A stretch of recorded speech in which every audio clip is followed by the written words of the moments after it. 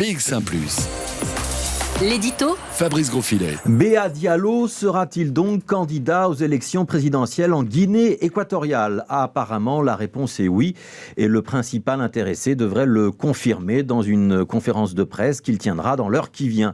Cette annonce se fera à Conakry, c'est la capitale de la Guinée, République de Guinée. À ne pas confondre avec la Guinée-Bissau et la Guinée équatoriale. La République de Guinée, c'est donc un pays de l'ouest de l'Afrique, ancienne colonie française, qui a obtenu l'indépendance en 1958.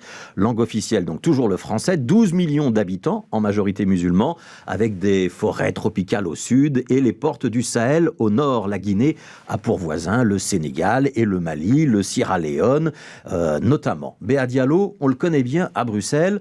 Il a d'abord fait une carrière de boxeur. Il a décroché des titres de champion intercontinental à 7 reprises et il a même été champion du monde en 2007 dans la catégorie des super moyens. Béa Diallo est ensuite entré en politique, député bruxellois pendant 15 ans quand même, entre 2004 et 2019.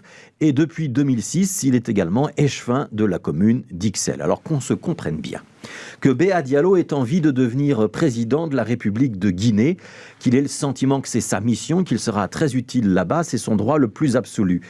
Et l'hypothèse d'ailleurs pas du tout farfelue, parce qu'il faut se rappeler que dans un pays voisin de la Guinée, le Libéria, c'est le footballeur George Weah qui est aujourd'hui président de la République. George Weah, vous en rappelez peut-être, il a joué avec Monaco, le Paris Saint-Germain. Il s'était présenté une première fois en 2011, mais il n'avait pas été élu à cette élection présidentielle. Il était devenu sénateur 3 ans plus tard et finalement en 2017, il avait remporté l'élection président du Libéria. C'est vrai qu'un sportif à l'envergure internationale, c'est un atout quand il faut se faire connaître des électeurs, faire valoir votre dynamisme, votre volontarisme, votre optimisme aussi, autant de qualités dont Béa Diallo ne manque pas.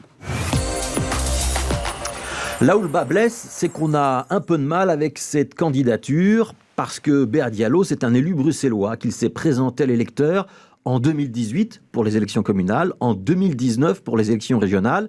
Alors c'est vrai, en 2019, il était en avant-dernière position, soutien de liste, sans l'intention de siéger vraiment, mais il avait quand même obtenu plus de 3000 voix.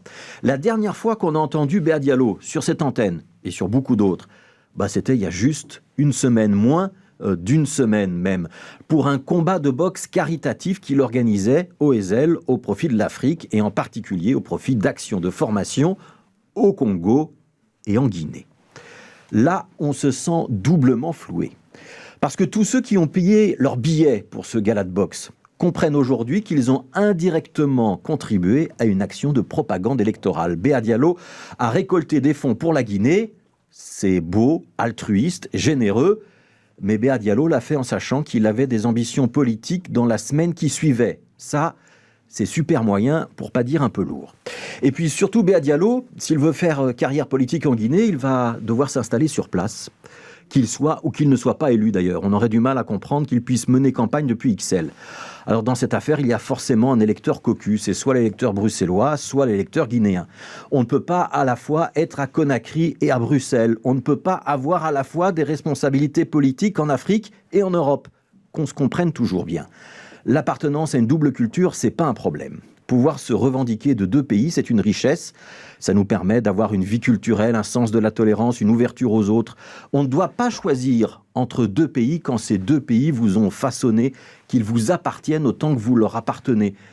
On a le droit d'aimer 2 pays, 2 cultures, même 3, même 4 ou 5. Les identités, ça s'additionne, ça se mélange, ça nous étoffe, ça nous permet de grandir. Avoir une double carrière politique, en revanche, ça n'est pas possible. Ça, c'est une duperie. C'est manquer de respect donc aux électeurs. Un engagement politique, ça repose sur l'exclusivité et la constance. On ne change pas de pays, on ne change pas de parti non plus en cours de mandat.